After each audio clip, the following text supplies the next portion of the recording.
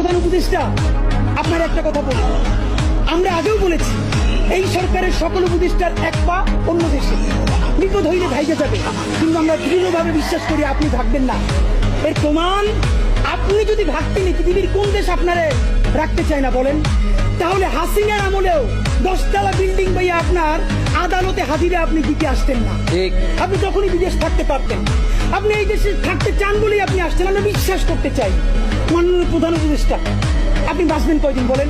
আপনার এত বয়স হয়েছে, বাংলাদেশের গড়ায় উঠতে প্রায় 20 বছর বেশি পাচ্ছেন। আমার বাপের 63 বছর পাচ্ছে, তার চেয়ে আপনি প্রায় 20 বছর বেশি পাচ্ছেন। মাঝে মধ্যে মৃত্যু বেঁচে থাকার চেয়ে অধিক মাননীয় প্রধান উপদেষ্টা। আপনি একটা গবেষণা করেন, বাংলাদেশে গত 50 বছরে কোন রাষ্ট্রপ্রধানের 30 মিনিট 40 মিনিটের বক্তৃতা, রিক্সা চালক, ভ্যান চালক, সবজি বিক্রেতা, বিশ্ববিদ্যালয়ের প্রফেসর, ছাত্র জনতা আধা ঘন্টা বসে তার বক্তৃতা শুনে নজির নাই, যেটা আপনারটা হইছে। এটা কিন্তু আপনার চেহারা দেখে না।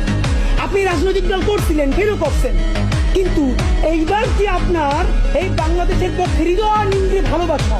আপনি যখন বক্তৃতা করেন আপনি আর্টিফিশিয়াল কিছু বলেন না, কিন্তু আপনি যখন ঘোষণাপত্র বললেন আপনার চেহারায় আর্টিফিশিয়াল ছাপ।